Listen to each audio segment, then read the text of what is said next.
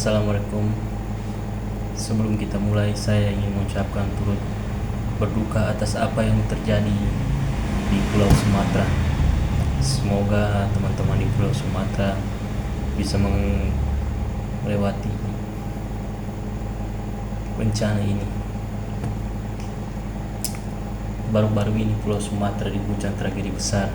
Hujan ekstrim, banjir dan longsor menyebabkan ratusan kematian, ribuan rumah rusak, dan ribuan keluarga kehilangan tempat tinggal. Tapi ini bukan semata bencana alam.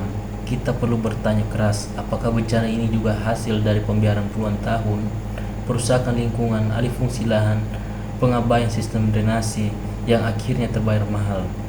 Di video ini, saya ajak kamu menyelisik sisi yang sering diabaikan.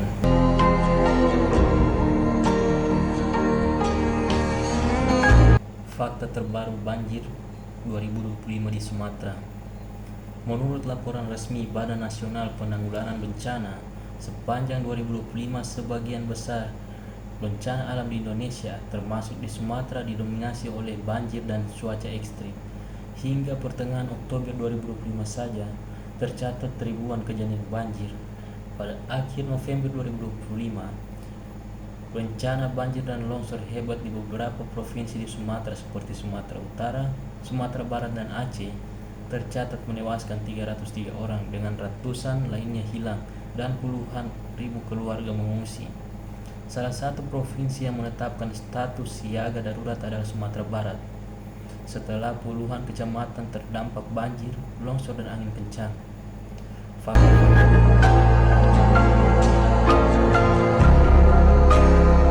Mengapa ini bisa jadi pembiaran?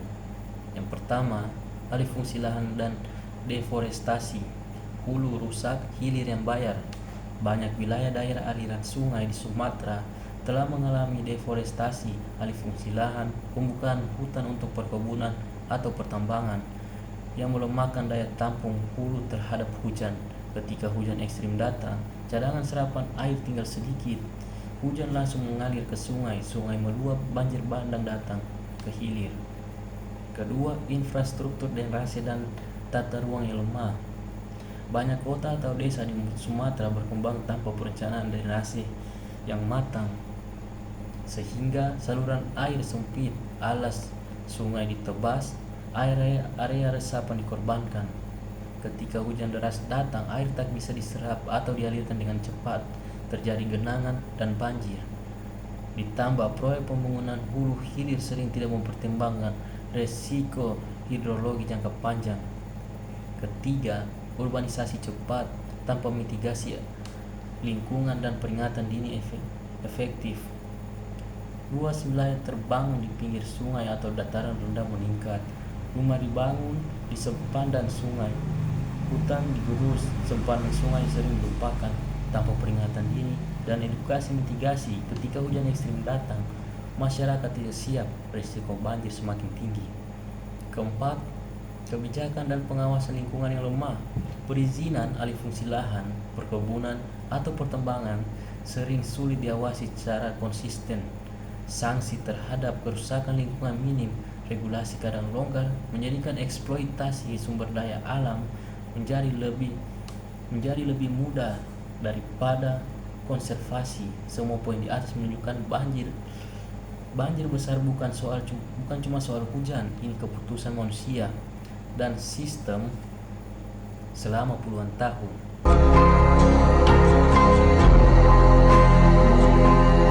Untuk kasus nyata 2025, dampak dari pembiaran. Kasus 1, flash flood di Sumatera Utara dan Aceh. Hujan monsun yang intens disertai angin kencang dari siklon tropis menyebabkan sungai-sungai di pegunungan meluap hebat, membanjiri desa, merusak jembatan dan jalan, rumah hanyut, ribuan warga mengungsi, banyak korban jiwa, 303 orang, dan ratusan hilang. Infrastruktur dasar lumpuh karena jembatan rusak, jalur akses terputus, komunikasi terputus. Kasus 2, banyak desa terendam di Sumatera Barat dan hilir sungai. Beberapa kabupaten di Sumatera Barat dilanda longsor dan hujan besar. Pemerintah provinsi mengumumkan status darurat. Banyak rumah, fasilitas umum, dan jalan rusak, dampak langsung dari meluapnya sungai dan aliran sungai yang tidak tertampung. Contoh-contoh ini menunjukkan bahwa jika kita terus abaikan kondisi hulu, lingkungan, lahan, hutan, tata ruang, maka kita tidak bisa berharap hasil terbaik di hilir.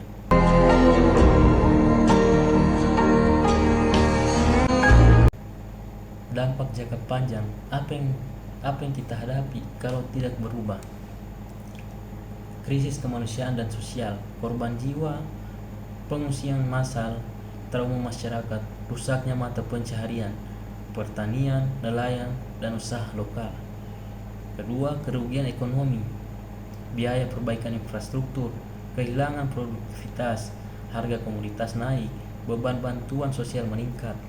Ketiga, kerusakan lingkungan semakin parah, longsor, erosi, pencemaran, hilangnya keanekaragaman hayati, siklus destruktif yang berulang. Keempat, penurunan kepercayaan publik terhadap kebijakan dan pemerintah. Kalau bencana dianggap alam, sementara akar struktur diabaikan, publik bisa kehilangan harapan.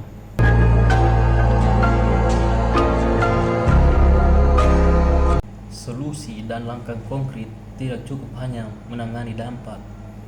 Yang pertama yang perlu dilakukan, rehabilitasi daerah aliran sungai dan hutan hulu.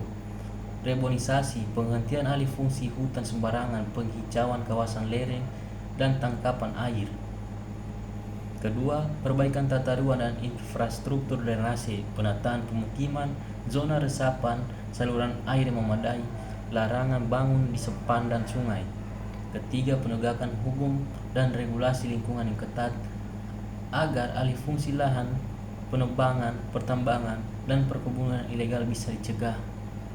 Keempat, sistem peringatan dini dan kesigapan masyarakat, edukasi mitigasi, sistem evakuasi dan peringatan cuaca, serta pelatihan warga. Kelima, perencanaan pembangunan berkelanjutan. Setiap proyek, jalan, bendungan, dan perkebunan dicek dampak lingkungan dan jangka panjang, bukan sekedar target ekonomi atau politik. Keenam, keterlibatan masyarakat dan transparansi data. Setiap warga punya akses informasi, kondisi lingkungan, dan potensi bencana supaya bisa ikut mengawasi. Sebagai penutup, banjir dan longsor di Sumatera belum usai, dan sepertinya tidak akan berhenti selagi kita terus mengabaikan fakta. Alam bisa saja marah ketika kita terus merusak finansialnya. Jadi, ketika kita berpikir ini cuma bencana alam, ingat, banyak bencana alam adalah soal pilihan dan kelalaian manusia, bukan semata soal nasib. Kalau kamu peduli, sebar video ini, dorong diskusi, dan ajak orang-orang untuk mendesak perubahan nyata. Karena jika bukan sekarang, kapan lagi? Sekian dari saya, terima kasih.